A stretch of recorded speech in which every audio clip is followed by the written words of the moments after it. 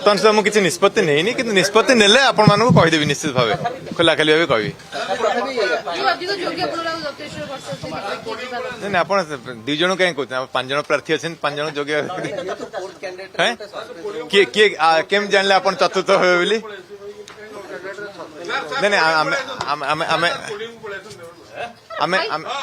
ଆମେ କହିପାରିବାନି ଚତୁର୍ଥ।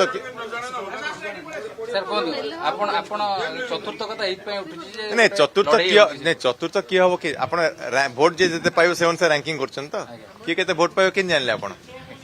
ଆପଣ ଯାହାକୁ ଚତୁର୍ଥ ଭାବୁଛନ୍ତି ସେ 1 ନମ୍ବର ବି ହେଇଥାଇ ପାରନ୍ତି। ସ୍ପଷ୍ଟ କରି ବର୍ତ୍ତମାନ ସେ ମୁଁ ନିଷ୍ପତ୍ତି ନେଇନି, ମୁଁ ଭାବୁଥିଲି ସେଟା। ଆଜି ବି ୱିଡ୍ରଲ୍ ର ଲାଷ୍ଟ ଡେ ବୋଧେ ଆଜି। ହଁ 4ଟା ବେଳେ କିଏ ଜାଣିଲା ୱିଡ୍ରଲ୍ ହେଇଯିବ। ମାନେ ମୁଁ ହେଇଯାଇପାରେ ନ ବି ହେଇପାରେ କହିହେବନି, ସେଟା ଗୋଟେ କଣ୍ଡିସନ ଅଛି। ଦ୍ୱିତୀୟ କଣ୍ଡିସନ ଅଛି ଯେ ଆପଣ ଯାହାକୁ ଚତୁର୍ଥ ଭାବୁଛନ୍ତି ତାଙ୍କୁ କିଏ ଗୋଟେ ପ୍ରଥମ ହେଇପାରେ, ରାଙ୍କ ଚେଞ୍ଜ ହେଇପାରେ। ତ ବର୍ତ୍ତମାନ ସୁଦ୍ଧା ମୋ ପାଖରେ କିଛି ନ୍ୟୁଜ୍ ନାହିଁ ସେମିତି। ମୁଁ ମୋ ବିଷୟରେ ଭାବୁଛି, ଅନ୍ୟ ବିଷୟରେ ଭାବୁନି। ମୁଁ ନିଷ୍ପତ୍ତି ଯାହା ନେବି ଆପଣମାନଙ୍କୁ ଜଣେଇବି। ନାଇଁ ବାପାଙ୍କ ସହିତ କିଛି ଆଲୋଚନା କରିବା ତୁଳନା କରିବା ପାଇଁ ମାନେ ମୁଁ ଗଣମାଧ୍ୟମ କହିବିନି। ଆପଣ 5 ଜଣ ଯୋଗ୍ୟ ପ୍ରାର୍ଥୀ ଯେହେତୁ ପ୍ରାର୍ଥୀ ହେଇଛନ୍ତି, ମାନେ ନିଶ୍ଚିତ ଭାବେ କିଛି ଯୋଗ୍ୟତା ଥିବ 5 ଜଣ ଭିତରେ, ସେମାନେ ପ୍ରାର୍ଥୀ ହେଇଛନ୍ତି।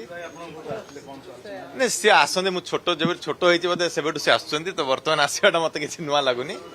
ବର୍ତ୍ତମାନ ମୁଁ କୌଣସି ନିଷ୍ପତ୍ତି ନେଇନି। ଆଜି ପ୍ରତ୍ୟାହାର କରିବାର ଶେଷ ଦିନ ସରୁ, ତାପରେ ଦେଖିବା। ରାଜ୍ୟସଭା ପାଇଁ ବିଜେଡି କଂଗ୍ରେସ ଏକ ହେଇଛନ୍ତି, ସମ୍ପର୍କ କେମିତି ଦେଖୁଛନ୍ତି ଆପଣ? ଏ ଯୋଉ ନୂଆ ସମ୍ପର୍କ ପଲିଟିକାଲ ରିଜନ ପାଇଁ ଏକ ହେଇଛନ୍ତି, ଏଥର ସ୍ୱାଭାବିକ କଥା। ଏମିତି ପ୍ରକ୍ରିୟା ଆଗରୁ ମଧ୍ୟ ନଜିର ଅଛି। 2 ଦଳ ଏକ ହବାଟା କିଛି ଭୁଲ ନୁହେଁ। କମନ କ୍ୟାଣ୍ଡିଡେଟ୍ ଭେଟିଲେଣି ଆପଣ? ମୋ ସହିତ କେହି ଯୋଗାଯୋଗ କରିନାହାନ୍ତି, ଭୋଟ ଉପରେ ତ କେହି ଆଲୋଚନା କରିନାହାନ୍ତି ବର୍ତ୍ତମାନ ସୁଦ୍ଧା। କମନ କ୍ୟାଣ୍ଡିଡେଟ୍ ବି କେହି ଆଲୋଚନା କରିନାହାନ୍ତି ମୋ ସହିତ। କେହି ଆଲୋଚନା ମୋ ସହିତ କୌଣସି କ୍ୟାଣ୍ଡିଡେଟ୍ କୌଣସି ଦଳ କେହି କିଛି ଆଲୋଚନା କରିନାହାନ୍ତି। ତ ଯାହା ନିଷ୍ପତ୍ତି ନେବି ଆପଣମାନଙ୍କୁ ଜଣେଇବି। ଧନ୍ୟବାଦ।